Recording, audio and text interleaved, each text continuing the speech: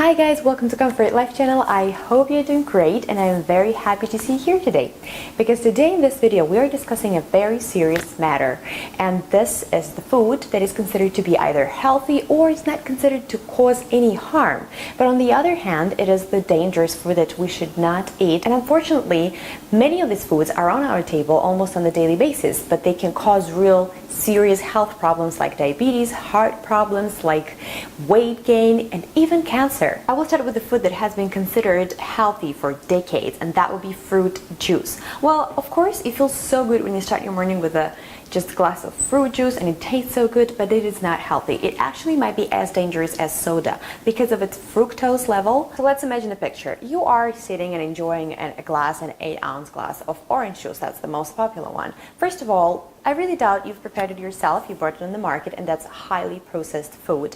And second of all, this amount of juice would require about 4 medium oranges, and then imagine yourself eating 4 medium oranges. You probably will be extremely full, and having the juice during the breakfast, you also have some other food. I really feel that eating a whole fruit is a lot better because you're getting the fiber content as well. You know, juice with the pulp absolutely has nothing to do with the fiber here, and mostly the fruit juice is dangerous because of its fructose, and it's really loaded with fructose. Just to compare, the 1 liter of soda contains 50 grams of fructose, and the juice, the 1 liter of fruit juice, contains 45 and something grams. So this is just an idea of how much fructose is in there. In our bodies, they're not designed to digest that much fructose. Fructose is processed almost exclusively in the liver, and it is also being stored there as fat because it is converted to fat in the liver. So just not to mix the two up, glucose is the one that our bodies used for energy, not the fructose. The only types of juices that I find acceptable would be vegetable juices for medicinal properties, and you might even be very careful there as well. Just use them in small amounts and preferably dilute with water. So that's the whole story about fruit juice. Each type of food will take me a little while to explain what it is dangerous. So if you just want to, go ahead and jump to a certain type of food, you could watch the description down below this video. I will list all of them and the time where I start talking about them. So the next unhealthy food would be soy protein. Well, actually, soy is not healthy for us, and it is being used so widely. It's probably one of the popular things, on the market right now, but it is not healthy. You can watch my video about, other types of milks on the market and see why they could be healthy and what actually the real content they can have. Soy milk and soy protein, this is not a fermented type of soy. That type is really healthy. So if you really love soy, let's say, you could indulge yourself in really, natural miso soup or tempeh or natto. If you're a huge fan of soy sauce, let's say, you could definitely try coconut aminos and see if you like that, or just experiment with different spices and marinades, the ones that you make at home.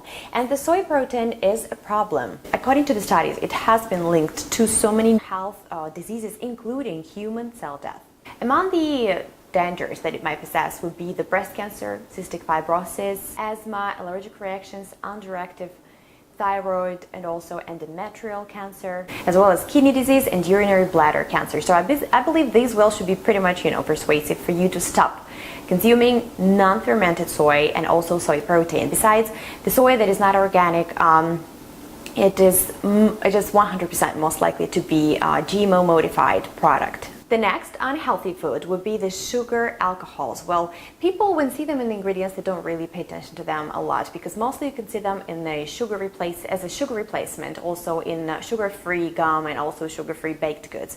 Xylitol, let's say, it's one of the most popular ones. You've seen me using xylitol, but I only use it as a sweetener in the DIY toothpaste, and obviously I don't eat it. But it's not only xylitol, the sorbitol, the erythritol, isomalt, as well as lactitol, mannitol, and maltitol. They are really so often marked as natural, absolutely harm-free sweeteners, but this is actually a highly processed product, and sometimes they are being made of the GMO products, let's say, such as corn. As far as health concerns, these sweeteners, alcohol, sugars, they have been linked to gas, bloating, SIBO symptoms, allergic reactions, headaches, and rashes. So if you want to opt for a natural sweetener, I would advise you to have the monk fruit, the green stevia, and probably raw honey in moderation. And I am using maple syrup sometimes to sweeten the food for myself and the baby. But honestly, I am not really the type of person who is going to look for any type of sweetener alternative. You can also watch my video. I have several of them that would help you to try to quit sugar as much as possible, because these cravings, they are so strong and you are not really sometimes the one who control it. The next group of food would be the farmed fish. Well, the so popular Atlantic salmon, farm raised, right? It's pretty often called. So on the market you can find two kinds of fish, the wild caught and the farm raised. So some people, I understand, and I probably was one of them at a certain time, wild caught fish, especially salmon, it has outrageous price, and unfortunately if you have a large family you cannot really simply afford it.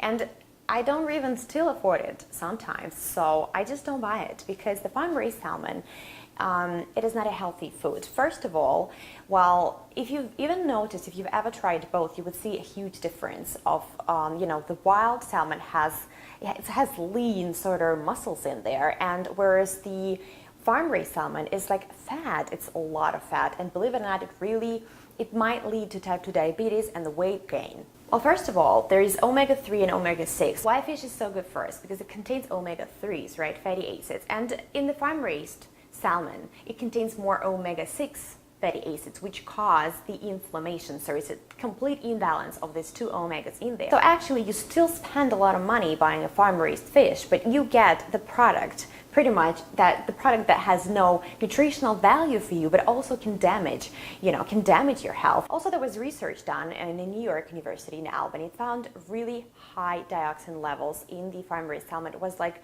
11 times higher than in the wild caught. So these are pollutants, and they are very dangerous because they have been linked to cancer. Another toxin out there is that pretty often the farm-raised salmon is being treated with the real banned pesticides. But I think the worst news here is that in 2005, the FDA, they approved the sale of genetically engineered salmon. The salmon that doesn't really require any labeling, so we are consumers. We don't really know what's going on. We don't know what we are buying. We don't know what we're paying for. So I think this is probably the reason number one for me when I will think 100 times before buying farm-raised salmon.